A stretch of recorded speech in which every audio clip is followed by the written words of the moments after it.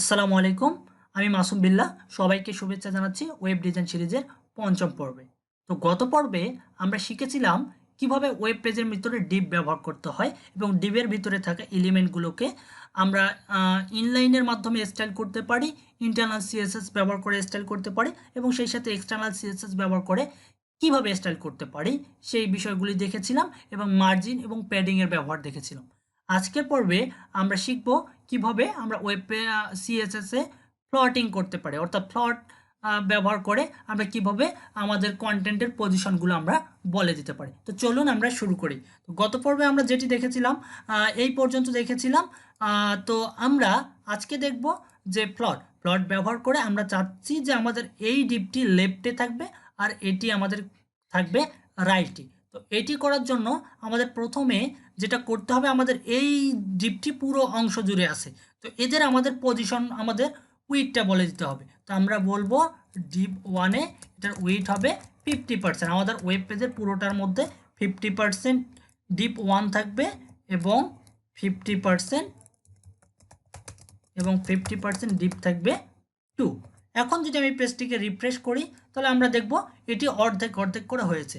এখন আমি চাচ্ছি এই যে ডিপটা এটা থাকবে লেফটে আর এটা থাকবে কি রাইটে। তো আমরা লেফট এবং রাইটে নিয়ে আসার জন্য যেটা করব, এই পজিশন, এই কাজগুলো করার জন্য আমাদের প্লট ব্যবহার করতে হবে। তো আমি এখানে যদি প্লট ডিপ ওয়ানে এসে আমি যদি লিখি প্লট লেফট এবং ডিপ টুতে এসে যদি লিখি প্লট রাইট, কারণ আমরা ডিপ ওয়ানকে চাচ্ছি লেফটে এবং ডিপ টুকে চাচ্ছি রাইটে। এখন যদি আমি রিফ্রেশ করি, এই যে আমাদের লেফট এবং রাইট চলে আসছে, কিন্তু আমাদের এখানে দেখতে পাচ্ছি এটা নিচে চলে গেছে, আমাদের পাশাপাশি না এসে নিচে চলে গেছে। এটার যে কারণটা, এটার কারণটা হচ্ছে আমাদের প্যাডিং ব্যবহার করার কারণে এটা হয়েছে। আমরা যদি প্যাডিংগুলো বাদ দিয়ে দেই তাহলে আমরা দেখতে পারবো এখন দুইটাই পাশাপাশি হয়েছে। কিন্তু প্যাডিং ব্যবহার না করলে আমাদের এটা একেবারে ঘেঁষে ঘেঁষে আসে, দেখতে আমাদের খুব একটা ভালো লাগছে না। আর প্যাডিং ব্যবহার করলে আমাদের এটা নিচে চলে আসছে। তো এটার সমাধান কি? এটার সমাধান হচ্ছে, যখন আমি এই ডিপগুলোকে প্যাডিং ব্যবহার করেছি, অর্থাৎ 50%-এর ভিতরে প্যাডিং ব্যবহার করেছি 10 পিক্সেলের, তো সে কি করছে, ওই 50%-এর ভিতরে আবার 10 পিক্সেলকে অ্যাড করে এটা একটা বাড়তি জায়গা নিচ্ছে। তো আমরা চাচ্ছি জায়গাটা সে নিবে ঠিকই, কিন্তু সে বাইরে থেকে নিবে না, ভিতর থেকে নিবে। তো কোনো এলিমেন্টকে আমরা যখন আমরা এভাবে প্যাডিং ব্যবহার করব, তখন যদি তার সেটা যদি এইরকম কোনো সমস্যা দেখা যায়, তখন আমরা যেটা ব্যবহার করতে পারি, এখানে আমরা box sizing border box sizing border box প্রপার্টিটি যদি আমরা ব্যবহার করি এখানে এবং সেই সাথে আমরা এখানে ব্যবহার করি, তাহলে আমরা দেখতে পারবো যে এটা আশা করি আমাদের এই সমস্যার সমাধান হয়ে যাবে। এই যে বক্স সাইজিং বর্ডার বক্স ব্যবহার করার ফলে আমাদের যে বাড়তি জায়গা নিচ্ছে প্যাডিংয়ের জন্য, সেটি আর আমাদের কিন্তু দেখাচ্ছে না।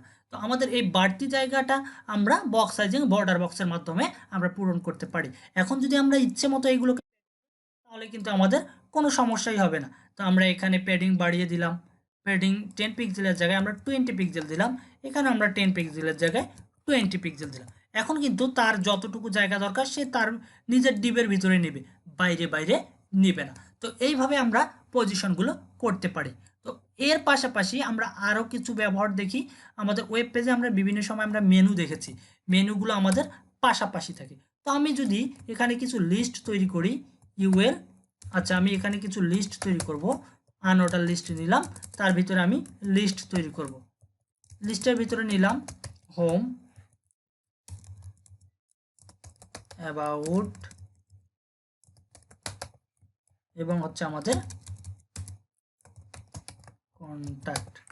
আমি এই যে তিনটা আমি লিস্ট তৈরি করলাম। এখন যদি এটাকে রিফ্রেশ করি, আমরা দেখতে পারবো লিস্টগুলো এইরকম আছে। আমি চাচ্ছি এই লিস্টগুলোর যে আমাদের বুলেট পয়েন্টটা আছে সেটা আমাদের এখানে থাকবে না, বুলেট পয়েন্টগুলো চাচ্ছি না।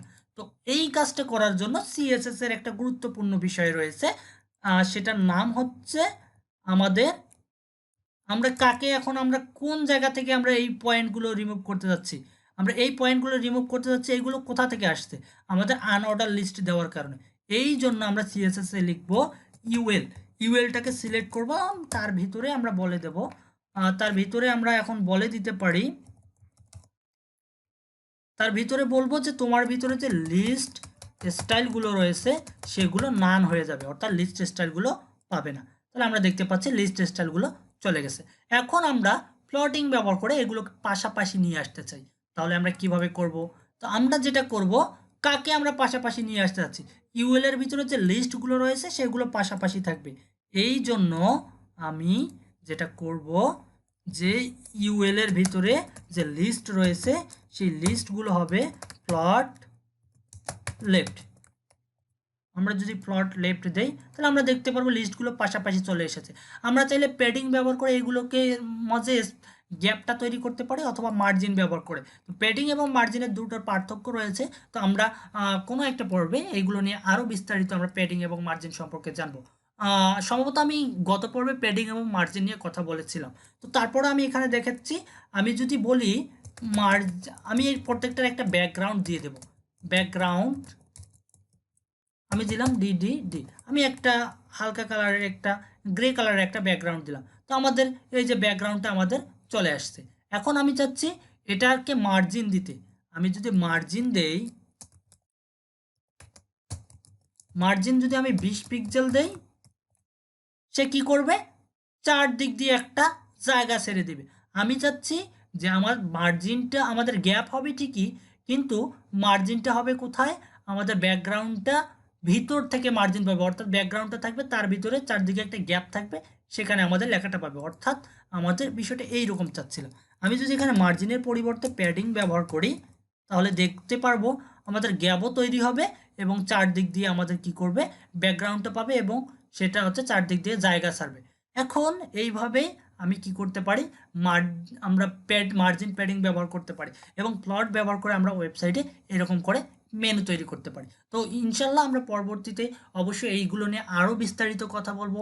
সবাই ভালো থাকবেন।